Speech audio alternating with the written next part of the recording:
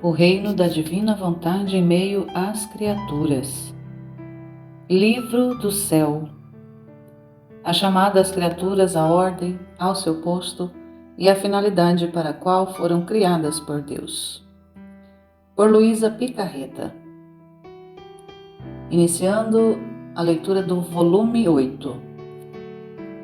Capítulo 1, 23 de junho de 1907.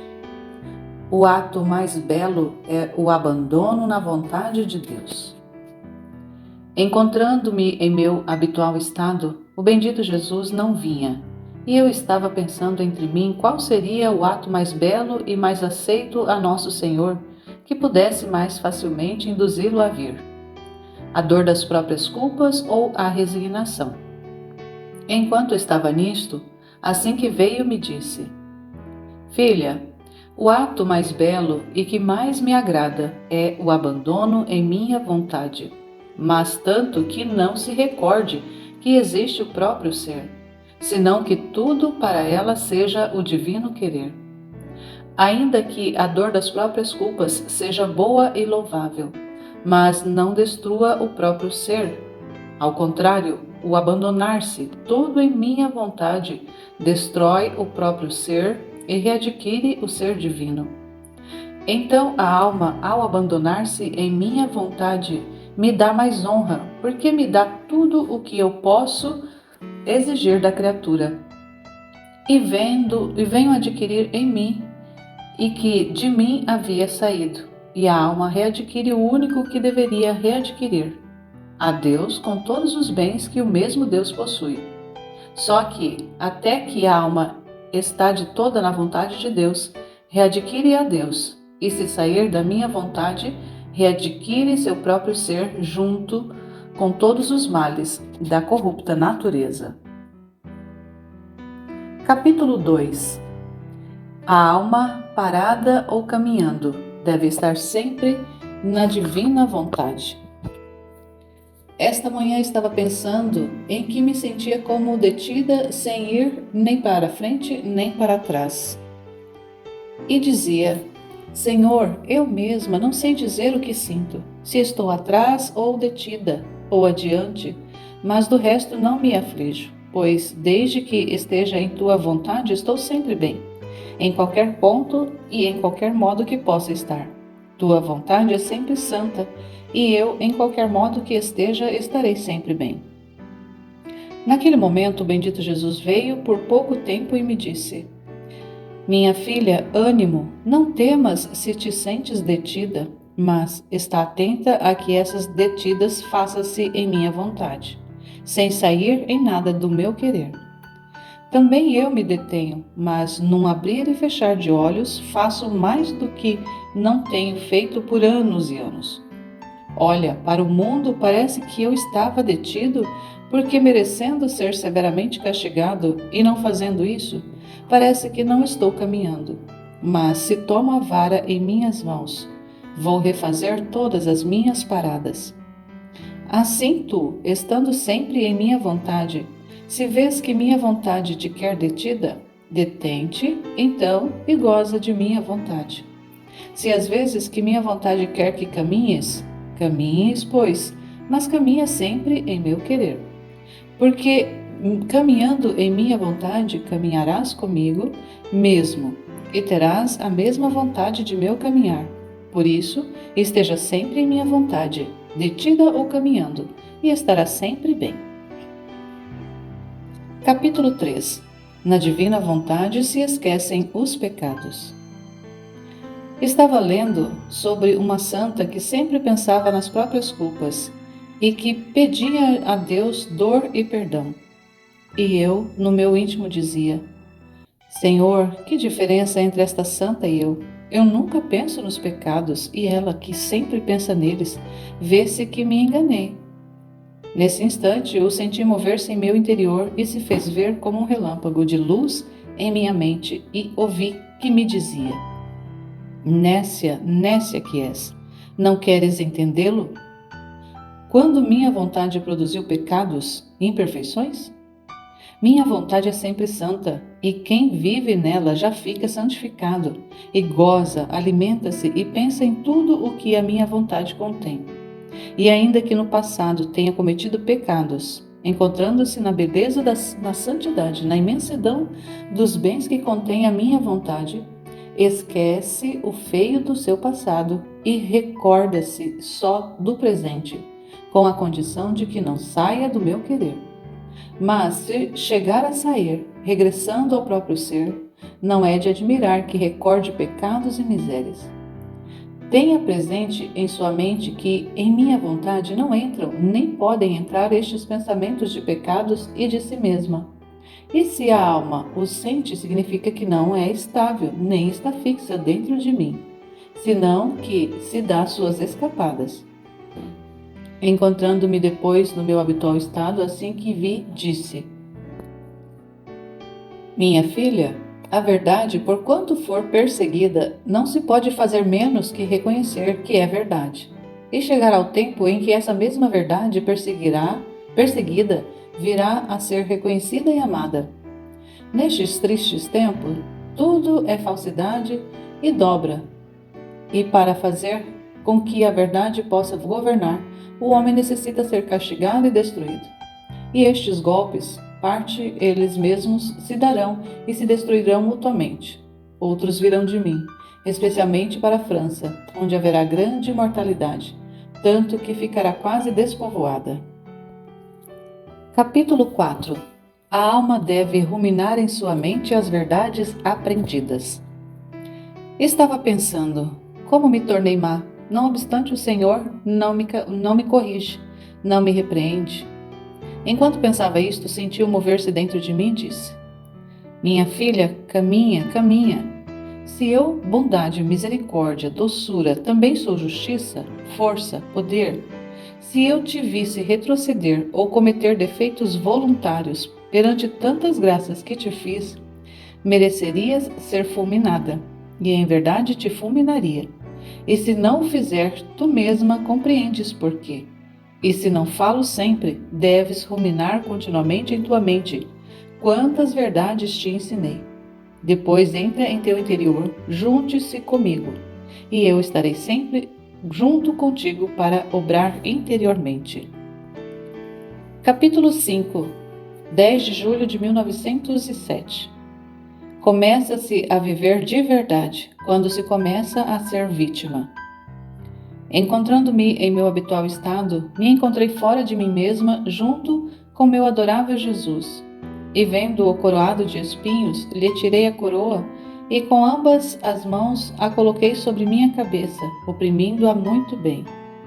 Oh, como sentia que me penetravam os espinhos! Mas me sentia feliz de sofrer, para aliviar as penas de Jesus.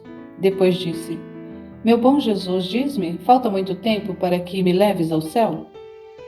E ele: Pelo contrário, muito pouco. E eu: Teu pouco podem ser 10, 20 anos, e já tenho 42. E ele: Não é verdade. Teus anos não são mais que desde que começastes a ser vítima. Então minha bondade te chamou, e você pode dizer que desde então começou a viver de verdade. E assim como te chamei a viver minha vida na terra, assim dentro de pouco te chamarei a viver minha vida no céu. Enquanto eu estava nisto, vi que das mãos do bendito Jesus saíam 2 colunas que logo formavam um só, e as tinha apoiado fortemente sobre meus ombros, sem que eu pudesse tirar de baixo, e que se chamava, não havia quem viesse a pôr os ombros debaixo daquelas colunas e permaneciam suspensas em suas mãos. E estando suspensas, sucediam estragos de todo tipo. Compreendia que estas colunas eram a igreja e o mundo, saídos de suas santíssimas mãos e que as tinha em suas santas chagas, e sempre estão aí. Mas se o bom Jesus não tem onde apoiá-las, se cansará muito cedo de tê-las suspensas em suas mãos,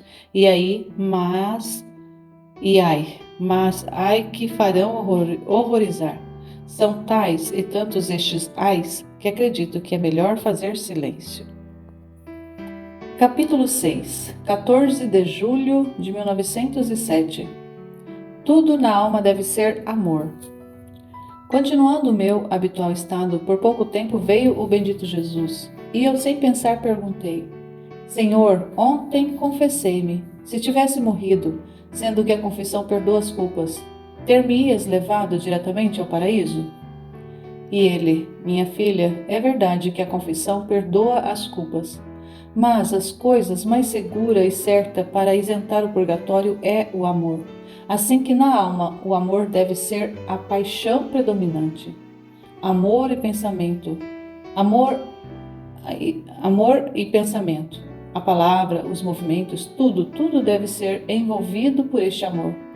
E assim o amor incriado, encontrando todo o amor, absorve em si o amor criado, de forma que outra coisa faz o purgatório senão preencher os vazios de amor que há na alma. E quando enche estes vazios, a manda ao céu. Se não há estes vazios, não é coisa que pertença ao purgatório. Capítulo 7, 17 de julho de 1907. Verdadeiro sinal para saber se vive na divina vontade.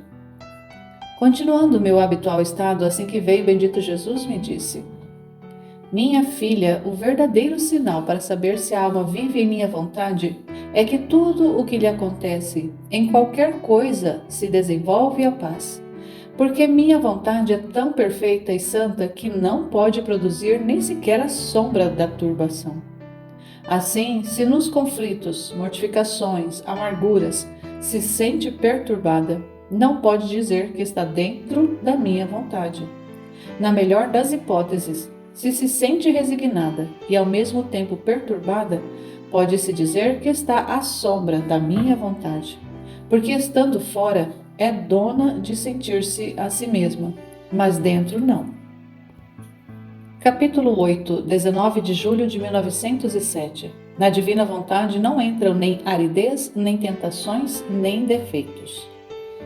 Tendo falado com uma pessoa sobre a vontade de Deus, tinha-me escapado dizer-lhe que, estando na vontade de Deus e sentindo-se árida, se encontraria também em paz.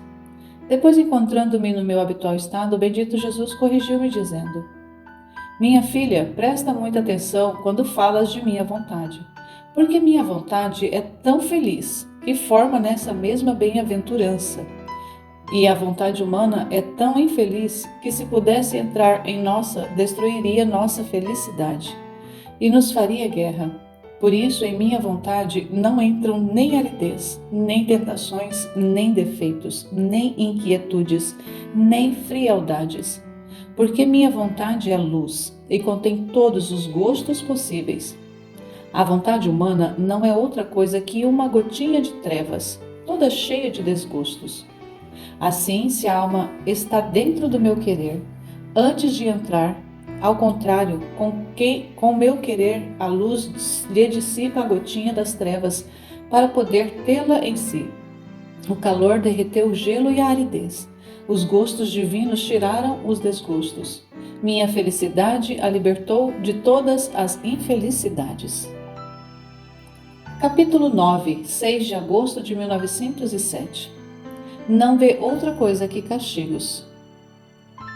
Continuando o meu estado habitual, eu estava fora de mim, dentro de uma igreja, e eu parecia ver uma bela senhora com seus seios tão cheios de leite que parecia que gostaria de lhe abrir a pele. Depois, chamando-me, disse-me: Minha filha, este é o estado da igreja. Está cheia de amarguras internas, e juntamente com elas está no ato de receber as amarguras externas. Sofre tu um pouco para atenuá-las em algo. Enquanto dizia isto, parecia que se abriam seios, e enchendo sua mão com leite me dava a beber. Era amarguíssima e produzia tantos sofrimentos que eu mesma não sei dizê-lo.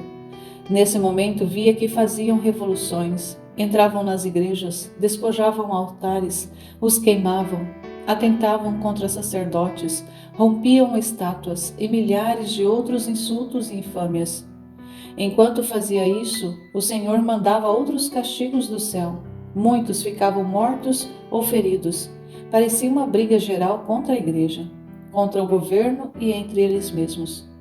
Eu fiquei espantada e me encontrei em mim mesma, e continuava vendo a Rainha Mãe, junto com outros santos que rogavam a Jesus Cristo que me fizesse sofrer. Mas parecia que ele não prestava atenção e entravam em conflito. E, irritado, respondeu o bendito Jesus: Não me incomodem, acalmem-se, senão trago-o para mim. Mas apesar disso, parece que eu sofri um pouco.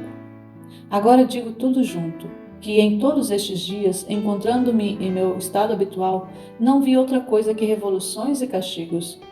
O bendito Jesus está quase sempre taciturno e de vez em quando só me diz: Minha filha, não me faças violência, de outra maneira te farei sair deste estado. E eu digo: minha vida e meu tudo, se quiser ser deixado livre para fazer o que quiser, leve-me e depois pode fazer o que quiser.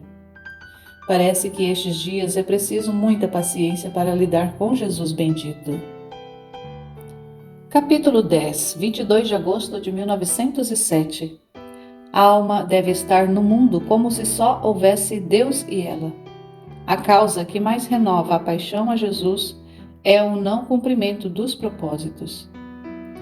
Encontrando-me no meu estado habitual, assim que chegou meu adorável Jesus, disse-me: Minha filha, para que a graça possa ter livre a entrada na alma, esta deve estar no mundo como se não houvesse outra coisa que Deus e ela. Porque qualquer outro pensamento ou coisa se interpõe entre a alma e a graça, e impedem a graça de entrar na alma, e a alma receber a graça. Outro dia me disse: Minha filha, a causa que mais me renova a paixão é o descumprimento dos propósitos. Nem sequer entre eles são tão vis de não manter o que se prometem. Só comigo chegam a tal vileza de desconhecer suas promessas, embora saibam que sofro muito porque em um momento prometem e em outro descumprem o que prometem.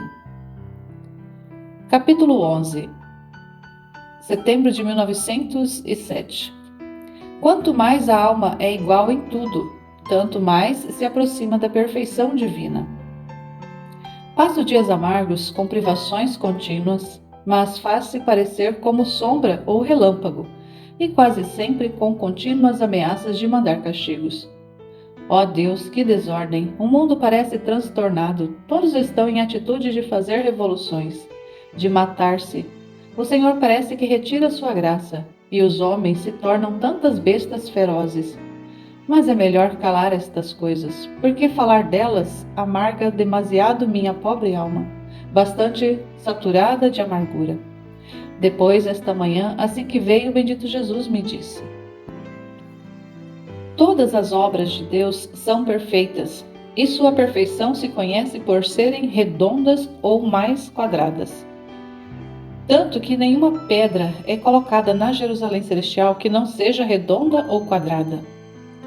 Eu não sentia nada disto, mas fazia por ver a abóboda do céu e via nela as estrelas, o sol, a lua, e também a mesma forma da terra, todas redondas, mas não entendia o significado disto. E o Senhor acrescentou: o arredondamento é a igualdade em todas as partes. Assim que a alma, para ser perfeita, deve ser igual em todos os estados, em todas as circunstâncias, sejam prósperas ou adversas, doces ou amargas. A igualdade deve circundá-la em tudo, para formá-la ao modo de um objeto redondo. De outra maneira, se não for igual em todas as coisas, não poderá entrar nela a bela e polida e fazer parte da Jerusalém Celestial. E não poderá adornar o modo da estrela e a pátria dos bem-aventurados. Então, quanto mais a alma é igual em tudo, mais se aproxima da perfeição divina. Capítulo 12, 3 de outubro de 1907. Como o próprio ou torna-se escravo de Deus. Encontrando-me em meu estado habitual, o bendito Jesus não vinha, e eu estava dilacerada pela dor de sua privação. E não só por isto, senão pelo pensamento de que meu estado de vítima não fosse mais vontade de Deus. Me parece haver-me tornado nauseante ante a presença de Deus, digna apenas de ser odiada. Agora, enquanto isso pensava, assim que Jesus veio, me disse: Minha filha, quem escolhe o próprio eu, mesmo por um momento, reprime a graça, se for dono de si mesmo e torne-se escravo de Deus. Depois acrescentou: a vontade de Deus faz tomar a posse divina, mas a obediência é a chave para abrir a porta e entrar nesta posse. Dito isto, ele se foi. Capítulo 13, 4 de outubro de 1907. A cruz enxerta a divindade na alma. Continuando meu habitual estado de privações e, portanto, com poucos sofrimentos, estava dizendo para mim: não só de Jesus estou privada, mas também o bem dos sofrimentos me é tirado. Ó Deus, por toda parte queres usar ferro e fogo e tocar-me nas coisas mais amadas por mim e que formavam a minha própria vida, Jesus e a cruz. Se sou abominável a Jesus por causa das minhas ingratidões, tem razão em não vir. Mas tu, ó cruz, a ti, o que te fiz, que tão barbaramente me deixaste? Talvez eu não tenha feito uma boa cara quando você veio.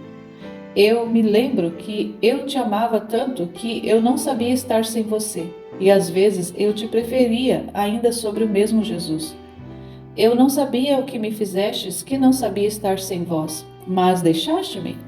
É verdade que muitos bens me fez. Você era o caminho, a porta, a permanência, o segredo, a luz na qual encontrava Jesus. Por isso te amava tanto, e agora tudo terminou para mim. Enquanto isto pensava, assim que chegou o bendito Jesus, me disse: minha filha, a cruz é parte da vida, e somente não a ama quem não ama a própria vida, porque só com a cruz insere a divindade a humanidade perdida. Só a cruz é a que continua a redenção no mundo, enxertando quem a recebe na divindade. E quem não a ama significa que não sabe nada de virtudes, nem de perfeição, nem de amor de Deus, nem de verdadeira vida. Acontece como a um rico que, tendo perdido as riquezas, se lhe apresenta um meio para adquiri-las de novo, e talvez demais. Quanto não amaria este meio? E não poria a própria vida neste meio para encontrar de novo a vida das riquezas? Assim é a cruz. O homem tinha-se tornado paupérrimo, e a cruz é o meio não só para salvar da miséria, mas para o enriquecer com todos os bens. Por isso a cruz é a riqueza da alma.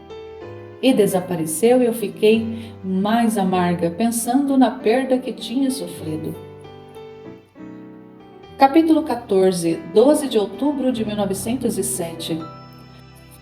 Vê lugares devastados pela justiça.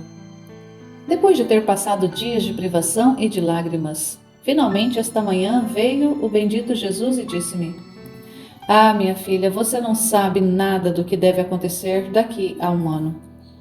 Quantas coisas acontecerão! Olhe um pouco.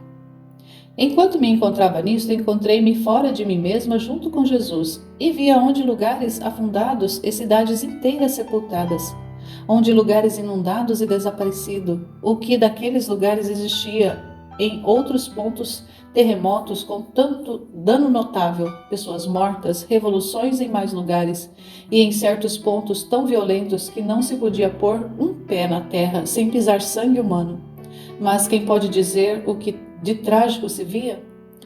Depois disso, o bom Jesus adicionou: você viu? Minha filha, ânimo, paciência no estado em que te encontras. A justiça, querendo descarregar-se sobre as criaturas, evita descarregar-se sobre ti, e o vazio de teus sofrimentos encherá o vazio dos sofrimentos deles. Deixemos correr um pouco a justiça. É necessário. As criaturas se ensoberbecem demasiado. Depois terminará tudo, e eu estarei contigo como antes. Capítulo 15, 29 de outubro de 1907. O verdadeiro amor e sacrifício. Encontrando-me no meu estado habitual, encontrei-me fora de mim mesma e via o menino Jesus que, pondo-se sobre minha cama, me batia com as suas mãos todo o corpo, dando-me também pontapés. Quando me derrubou muito bem e pisou, desapareceu. Voltando em mim mesma, não entendia o porquê destes golpes, mas estava contente porque lembrava-me que eu mesma me punha debaixo de Jesus para ser mais golpeada. Depois, sentindo-me toda ferida, de novo fui surpreendida pelo bendito Jesus, que, tirando a coroa de espinhos, ele mesmo a cravou na minha cabeça, mas com tal força que todos os espinhos me penetravam dentro. Depois, entrando no meu interior, quase no ato de seguir adiante, me disse: Minha filha, como estamos? Vamos mais adiante em castigar o mundo. Eu me assustei ao ver que unia minha vontade à sua no ir além nos castigos. E ele acrescentou: O que eu te digo não deves esquecer. Lembra-te de que há muito tempo eu te fazia ver os castigos presentes e aqueles que devia mandar. E tu, apresentando-te ante minha justiça, tanto implorastes em favor do gênero humano, oferecendo-te tu a sofrer qualquer coisa, que te foi concedido como esmola, que em vez de fazer por 10 faria por 5, em consideração tua. Por isso, esta manhã te bati, para poder te conceder teu desejo, que deves fazer por 10, faça só por 5. De novo acrescentou: Minha filha, o amor é o que enobrece a alma e a põe em posse de todas as minhas riquezas, porque o verdadeiro amor não tolera divisão de classe ou condição, por muito que um possa ser inferior ao outro. O que é meu é teu. Esta é a linguagem de dois seres que na verdade se amam, porque o verdadeiro amor é transformação. Portanto, a beleza de um tira a fealdade do outro e o torna belo.